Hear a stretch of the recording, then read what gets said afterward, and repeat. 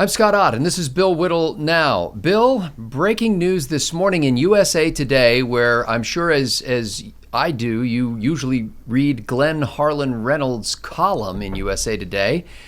And today he announced that he has deactivated his Twitter account. Now, you may think that this is a small thing, but Glenn Reynolds runs InstaPurge. It's his baby. He created is that right? And you may have heard of him.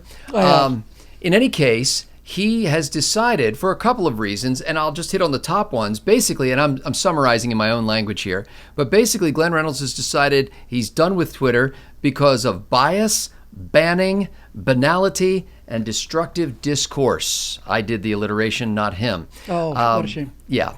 So anyway, Bill, it just struck me that this is a major player in the blogosphere and in the Twitter sphere, so to speak, who just basically said, you know what? I'm getting sick of Twitter banning people. Frankly, spending my time here does nothing but, expose me to anger, and I don't need it anymore, and off he goes. Now, Bill, you're way ahead of Glenn on this score. You're barely on Twitter, even though you have a Twitter handle. Tell me how, first of all, why have you essentially ignored Twitter for most of your adult life? Because most of the things I have to say got more than 140 characters in them, Scotty, or 144, whatever the number is. See, you're so old on this, you didn't realize they doubled the characters now. Did they now? What are they up to, 288? 280 something, yeah. 280? Yeah. Wow. Even worse. If I'd had more time, I would have written less.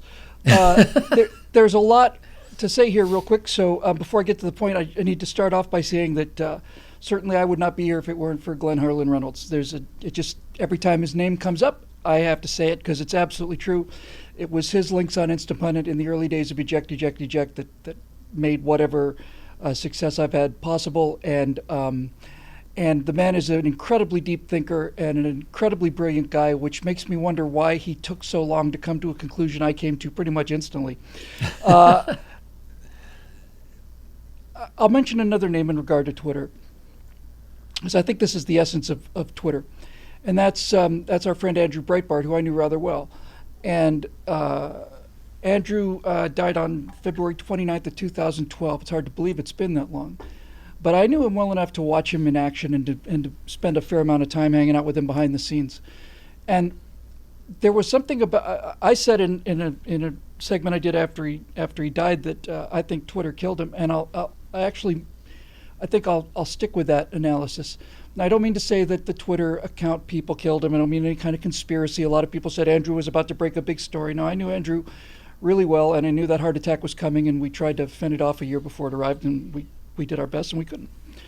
But when I say Twitter killed Andrew Breitbart, it killed him because it was so instantaneous and so sniping and so personal that he couldn't put it down. We would see Andrew put in, 18, 19, 20-hour days, and then anecdotally hear that he was up till 3 or 4 o'clock in the morning on Twitter arguing with some barista in St. Louis about, because somebody called him a Nazi or a fascist or something like that, which is why I don't touch it. I have an account that automatically tweets my Facebook posts, which is just essentially, just a little bit louder advertising voice. And on a few occasions, and when I say few, I mean 5, I've actually sat down to tweet something, but it was only something I decided to sit down and tweet because I thought it through quite a bit, and I thought it was quite pithy. I remember when I said that Hillary Clinton is busy trying to shatter the glass floor, I thought that was tweetable, and I put that out there. But as a general rule, Scott, I've not touched it, and the reason I don't touch it is because I don't trust myself. I'm about the worst person in the world I can imagine to have a Twitter account. Well, that's not true. Alec Baldwin is, but I'm probably second. And the reason that I don't touch it, and the reason I'm glad to hear Glenn is off of it, is because it is so knee-jerk. And of course, that's the presumed charm about it. But here's the problem with Twitter, Scotty, is that if you've got a piece of software that's designed to get your first take on something, but you don't have the personal influence in front of you. In other words, somebody, Michael Moore just did this, and you're going to want to tee off, but you don't have Michael Moore sitting in front of you.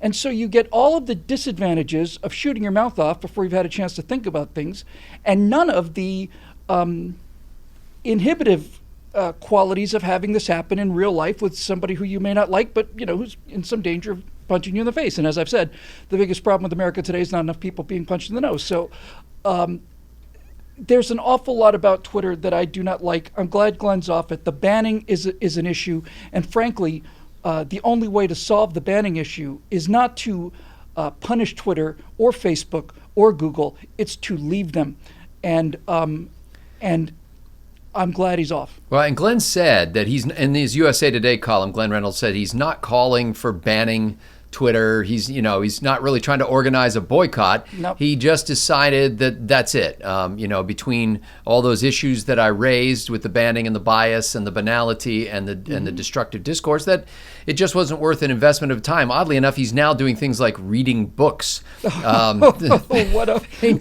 an idiot! Well, and let me ask though, because that does kind of make him and you seem like you're really not with it. You're not with the times anymore. Bill, if conservatives and sort of libertarian leaners like Glenn Reynolds leave Twitter, don't we just abandon it to the worst sort of progressive, propaganda that is going to infect the minds of the young without us to step in and intercept it? Well, to say we're leaving a smelling, stinking garbage dump is not to imply that it wasn't a garbage dump before we got there. It's not like all of us, it was a beautiful garden upon which something horrible has changed and now it's time to get out. It was always this. It's never changed. And I like what you said about me being a little out of touch and out of the times, because we hear this kind of thing. I hear it from progressives all the time. When did Twitter open? I want to say it was 2005 or something. It might have been earlier. Do you remember? Most of our viewers won't realize that it has actually had a starting point. So, it did. It actually did start. It's been 10 years, right? I would imagine. I think so. Yeah. 6. Yeah. Well, in this age, Scott, of digital communications and things moving as fast as they do, 10 years old is ancient, and I think it's a sign of I think you're not. I think you're out of it if you don't leave Twitter. I really do. I think it is so much yesterday's news. And so for that matter is Facebook. I'm quite sure we're past peak Facebook. Now, I don't want to get into a whole other subject here, but there is something that does give me some great hope, and that's this idea of a BitChain. Did I get that right? I think it Blockchain. is. Blockchain technology. Sorry, excuse me. Used for Bitcoin. So you kind of coined a new term. I got that new lingo that all the kids are talking about with their crazy music that's just noise. Blockchain is, for those viewers not familiar with the term, blockchain is a technology that allows things to become encrypted and only de-encryptable by the person who the message is essentially being sent to. That's a butchery of it, but that's basically the idea. And so a society based on blockchain technology means that there simply is no snooping on your private information. The Facebooks of the world and the Googles of the world and the Twitters of the world cannot censor your content because they don't know what the content is and they have no way to find out. It's built into the system that it's impossible to be decoded except by the person who is. That sounds two things. Number one, Bill, it sounds very antisocial, like you're just communicating one-on-one or in small groups of people. Thank you very much. Yes, it is extremely antisocial. And when I say it's antisocial media. Yes, it's anti-social media. So in other words, you may say, well, gee, Bill, now you're just talking to the echo chamber, but at least the echo chamber has a chance to hear what I'm saying. Right now, right this second, right this instant, as you're watching this at home, ladies and gentlemen, or in the privacy of your fine automobiles or wherever you happen to be watching this, you are being censored right now.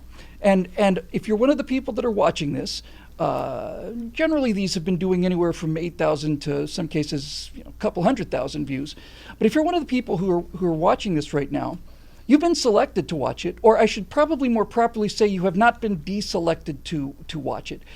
The algorithms on Facebook, the algorithms on YouTube have been, will be noticeably, flagrantly, completely designed to keep this message as small as possible and to allow just enough people to hear it for it to stand up in court, as it turns out with Prager University.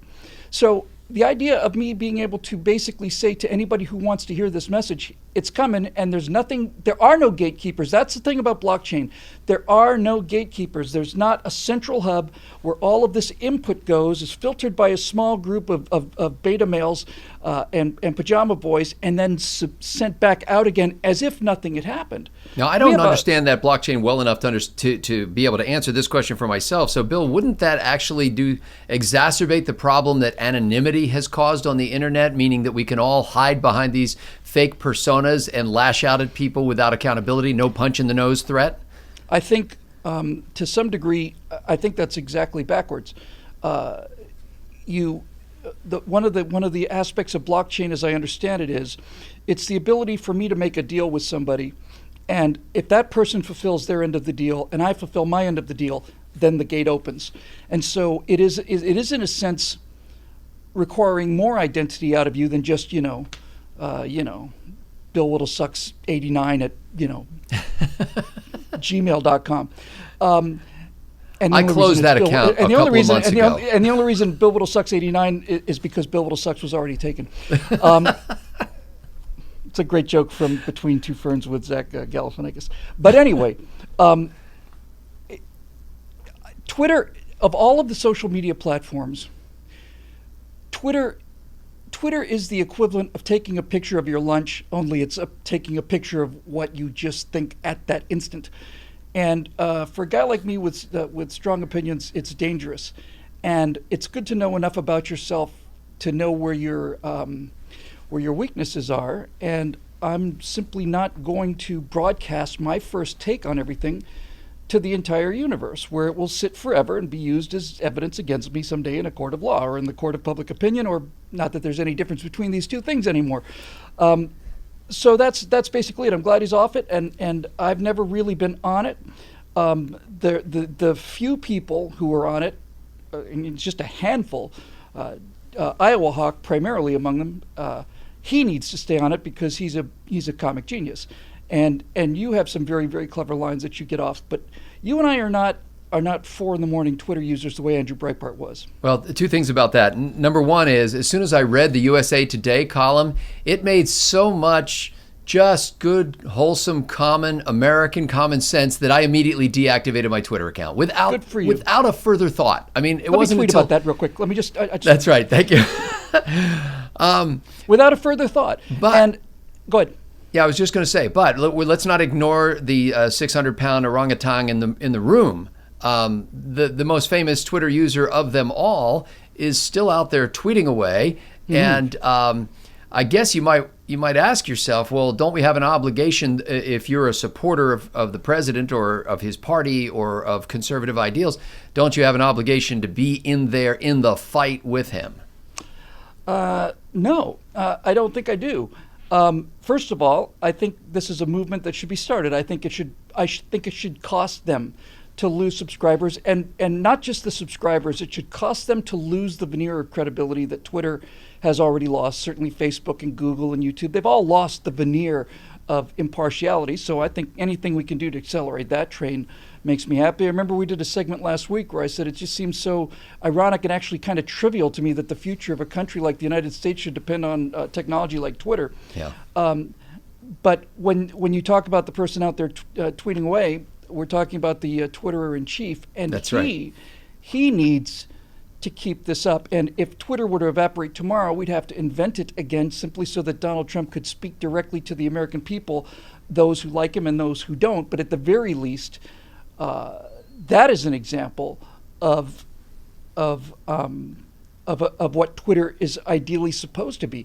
And let me just close this goat rodeo by just pumping something past you here, Scott. We know that Twitter has closed conservatives' accounts. We know there's a double standard. We know that anything progressives say is fair game. Any excuse to shut down Milo Yiannopoulos or Ben Shapiro or Prager, anybody, all of us, we all know all of this. So can you just imagine how much it must gall Twitter that they can't shut Donald Trump's account down? Can you imagine how much that must bother them? For them to realize that this technology that they're using to control other people's thoughts and minds is the only thing that's allowing the President of the United States to basically speak without censorship to the American people. They must just every day wake up thinking, we got to, we can close it on this. You can't close the President's account. You can't touch it. I hope it causes them enormous mental anguish and agony, and And I'll skip that last part because it was unkind. Well, ladies and gentlemen, if you're here watching this right now, you certainly didn't get here because you clicked through my tweet. And you have been faithful to Bill Whittle over the years and this whole enterprise, especially if you're one of the members at BillWhittle.com. So we appreciate, despite our qualms with social media, we appreciate you sharing this on social media. And I guess maybe after an episode like this, I just need to encourage you to pick up the phone or to write a letter to your best friend, encouraging them to watch this. You can go to BillWhittle.com and become a member there. And the members are the ones who produce this show and disseminate it around the world. And so we invite you to do that as well. For Bill Whittle, I'm Scott Ott. Thanks to the members at BillWhittle.com for making this possible.